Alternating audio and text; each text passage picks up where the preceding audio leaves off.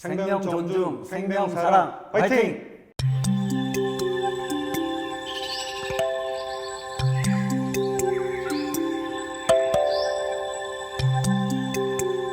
생명 존중 TV 오늘은 멘탈 헬스 코리아를 이끌고 계시는 최현우 대표님을 찾아왔습니다. 안녕하세요, 대표님. 안녕하십니까. 네. 초대해 주셔서 감사합니다. 처음에 우리나라에서는 거의 유일하게 그 멘탈 헬스 컨슈머 무브먼트, 그러니까 일종의 그 소비자 운동을 이끌고 계신데 그 이 단체를 하시기까지 어떤 대표님 개인의 특별한 경험이 있었다고 그렇게 들었거든요. 어떤 경험이신지 알 수 있을까요? 제가 미국에서 공부를 하고 있을 때 다양한 이제 소비자 운동들이 있었어요. 근데 한국에 와서 저도 좀 아픔을 겪고 보니까 소비자라는 개념보다는 환자로서 보게 되는 그런 사회적 분위기가 많이 있더라고요. 그러니까 정신 건강과 관련해서. 네, 정신 건강에 관련해서 그렇게 되면 더 악순환을 불러오는 그런 계기가 되는 것 같아서 컨슈머 무브먼트가 필요하게 되겠다. 그래서 시작하게 되었습니다. 예를 들어서 환자라고 불리는 거는 의사가 보건복지부 자격증을 가지고 있기 때문에 환자로 불리는 게 맞아요. 그러나 일반인들이 정신질환에 대해서 그걸 환자로 취급해서는 안 되죠. 라이센스가 없습니다. 법적인 용어도 아니고요. 그게 이제 환자인데 한국은 지금 환자에서 보고 있는데 환자 다음이 클라이언트, 고객입니다. 우리가 병원에 가보면 고객님 오셨습니까? 환자님 오셨습니까? 아니죠. 환자와 고객의 정의가 굉장히 틀려요. 고객은 내가 뭔가 주장할 수 있는 것 같고요. 자, 컨슈머는 그 고객에서 한 단계 나아가서 컨슈머라는 게 이제 필요한 것 같습니다. 그런 클라이언트에서 컨슈머로 가자는 그런 무브먼트고요. 특히 정신건강에서는 그런 임파워먼트, 환자와 고객의 그 느낌이 틀리잖아요. 그럼 고객에서 컨슈머로 갔을 때 그 느낌은 도대체 얼마큼 틀리겠느냐. 환자 그러면 약간 이건 치료 대상 또 일종의 권리보다는 대상화된 느낌이 드는 반면에 소비자 하면 왠지 그 소비자 권리가 생각나고 또 그들을 중심으로 그러니까 관점이 크게 달라지는 것 같거든요. 뭐 그런 맥락에서 말씀을 이 운동을 펼치시게 된 거죠. 네, 정확하게 맞습니다. 그리고 저 또한 정신과 서비스를 이용하는 사람으로서 정신과에 갔을 때 여전히 환자로 대하는 태도들이 굉장히 많더라고요. 근데 저도 미국에서 공부를 했을 때 그 소비자 무브먼트라든지 그리고 굉장히 스스럼 없이 오픈하는 것을 많이 봤는데 아니 이렇게 이럴 수가 있을까 해서 누군가는 해야 되겠다 해서 시작하게 된 게 맞고요. 네. 그 피어 스페셜리스트 양성이 지금 우리 그 멘탈 헬스 코리아의 가장 대표적인 사업이잖아요. 근데 사실 어떤 계기에서 이 사업을 시작하게 되셨고 또 어떤 향후 목표라고 그럴까요? 방향 이런 게 있다면 어떤 것들까요? 네. 그 뉴욕시티에서 가장 에이즈 HIV 발생률이 높은 곳에서 저는 일을 했었습니다. 그쪽은 프로젝트라고 하는데 거기에서 유일한 꿈과 희망이 흑인 히스패닉들이 이제 사는 곳이기 때문에 두 가지밖에 없었어요. NBA 플레이어 그리고 힙합 아티스트. 나머지 롤 모델은 없었습니다. 그리고 그런 청소년들이 처음 고백을 했을 때 상담을 했을 때 이렇게 얘기를 하고 아직도 기억이 남는데요. 13살짜리 청소년이었어요. When I was 9, my father died of AIDS. 그리고 또 말을 이어가더라고요. When I was 11, my mother died of AIDS. 근데 그게 정말로 충격이 있었고 아직까지 기억에 그대로 남거든요.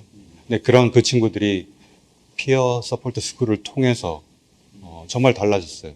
부모를 잃은 아이가 오히려 그 에이즈 확산을 막는 그런 일종의 그 뭐랄까 회복자 또 운동가로 전환이 된 거네요. 그게 바로 지금 말하는 저희가 말하고 있는 피어 스페셜리스트고요. 그 친구들이 학교를 가서 그리고 지역 커뮤니티에 가서 예방을 교육을 하게 됩니다. 그랬을 때 10년 후에 그 지역은 HIV가 굉장히 높았었는데 그게 드랍을 했었거든요. 그리고 꿈이 생겼습니다. 저희는 예방교육과 함께 꿈교육, 진로교육을 그때 같이 했었거든요. 처음으로 가족 중에서 대학을 가게 되고 꿈이 생기고 그런 친구들을 보게 돼서 이거를 한국에서 제가 해야 되겠다. 혁신적인 방법이 필요하겠다 해서 피어 스쿨 그리고 피어 스페셜리스트를 양성하게 되었습니다. 꿈을 갖게 되는 그게 결국에는 꿈이라는 게 사람을 변화시키고 어려움을 견뎌내는 동력이 되잖아요. 그 꿈을 함께 심어준다는 것에서 굉장히 크게 공감을 하게 됐습니다. 대부분 학생들이 꿈을 가지고 행복해지고 이 과정을 통해서 뭐 처음으로 꿈을 가졌다. 그리고 상담가가 되어야 되겠다. 나는 이런 꿈이에요. 라고 하는 걸 봤을 때 참 보람되고 좋은 걸 느끼고 있습니다. 그리고 저희들은 14세부터 25세까지의 청소년, 아동 청소년, 청년들에게 집중하고 있습니다. 그 이유는 조기 발견이 되고 조기 개입이 가장 가능한 시기이기 때문입니다. 그럼으로써 사회적인 기회비용을 줄일 수가 있기 때문에 그렇게 하고 있습니다. 우리나라에 자살 예방 활동을 하는 여러 단체들이 있지 않습니까? 근데 그 단체들 가운데에서 자살 시도자를 돌본다든지 자살 생존자를 뭐 케어한다든지 이런 단체는 제가 별로 못 본 것 같거든요. 이 단체가 거의 유일무이 처음 뭐 이렇게 봐도 되는 건지요. 그렇게 생각을 하고 시작을 했고요. 드리고 싶은 말은 그동안 이제 피해자로서 생존자로서가 아니라 피해자로서 그렇게 바라보는 사회적 관점들이 굉장히 많았거든요.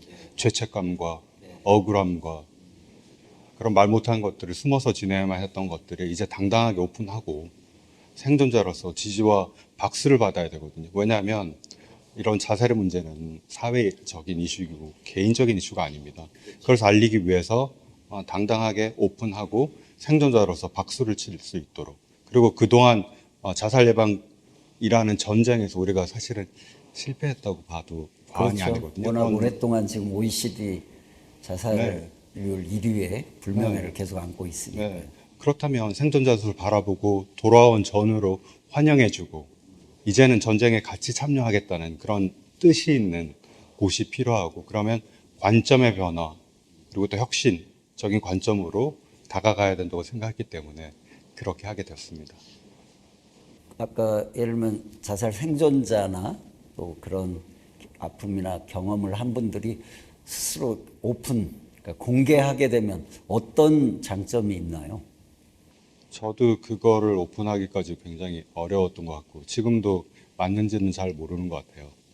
근데 제가 생존자 청소년들과 그리고 청년들과 같이 하면서 저한테 솔직해지고 그리고 솔직했을 때 다른 분도 이 문제에 대해서 이슈를 제기하는 것 같거든요. 더 이상 개인의 문제가 아니고 사회 문제니까 제발 좀 알아달라고 했을 때 목소리가 커지고 그리고 대부분 다른 분들도 귀를 기울이고 관심을 가져주지 않을까 합니다. 결코 쉬운 일은 아닌 것 같아요. 네. 그렇죠. 굉장히 어려운 선택이지만 또 그에 따르는 그 부담도 있고 그렇지만 실제로 삶에서는 상당히 역도적인 변화가 나타날 것 같아요. 삶에서는 이제 살아야 되겠다. 앞으로 살아가야지. 네. 그래서 그런 점이 틀려지는 것 같아요. 네. 생명 존중, 생명 사랑, 화이팅!